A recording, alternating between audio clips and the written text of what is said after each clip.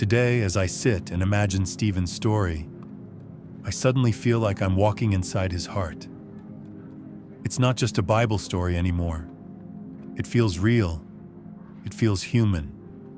It feels painful and beautiful at the same time. I see him waking up that day like any normal day.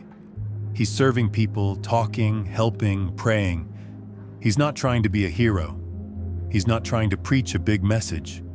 He's just doing what he always does, loving people, following Jesus, letting the Holy Spirit flow through him.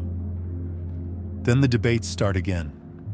And as I imagine it, I can almost feel the shift inside Stephen's heart.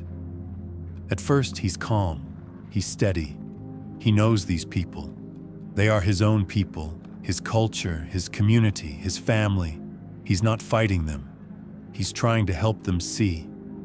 But the more he speaks, the more he feels their hearts closing. And something inside him hurts. It's like talking to someone you love very much, but they keep misunderstanding you. That pain, I can feel it inside my chest as I think about him. They twist his words. They accuse him of things he never said. And in that moment, I imagine Stephen looking at them and feeling this deep sadness. Not anger, sadness. Like, why are you doing this? Why can't you see I love you? Why can't you see Jesus? Then they drag him to the council. And he sees faces he remembers from childhood elders, teachers, leaders, familiar people. But now their eyes are cold. Now their hearts are hard. And I feel his pain again.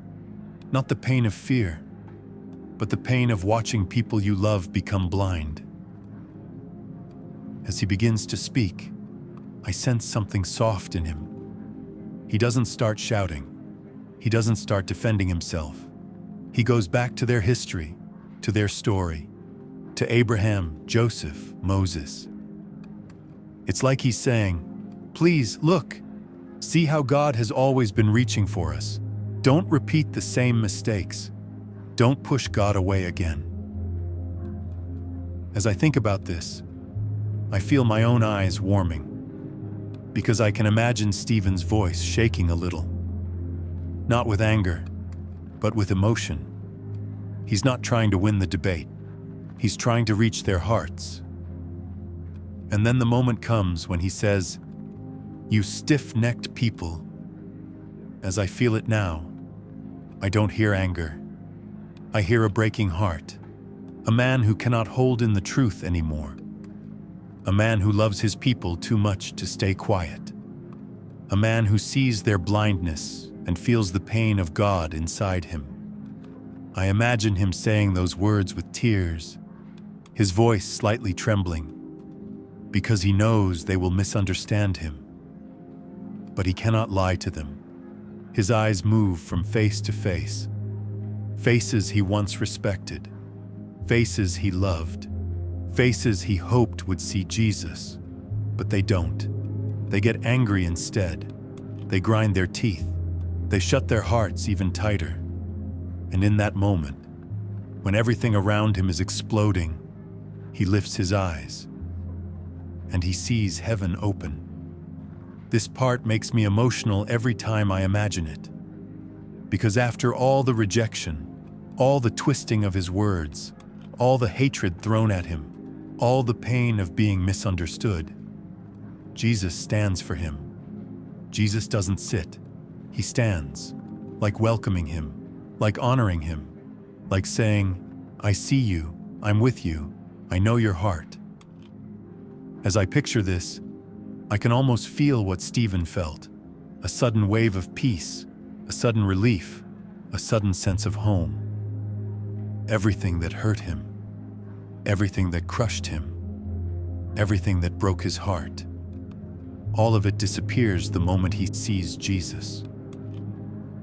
And then they drag him out to stone him. But his heart is already in heaven. His fear is gone. His pain is swallowed up in the presence of Jesus.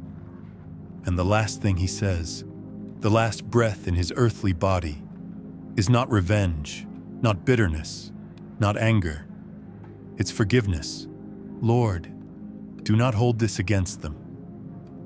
When I imagine him saying this with blood on his face, stones hitting his body, and still choosing forgiveness, I feel my whole chest tighten. How can a man love like this? How can a man show mercy while dying? How can a man care for his enemies in his last moment? But then I remember, he wasn't alone. Jesus was standing with him. And then Stephen falls asleep, not defeated, not broken, not lost. He falls asleep in peace, in glory, in Jesus.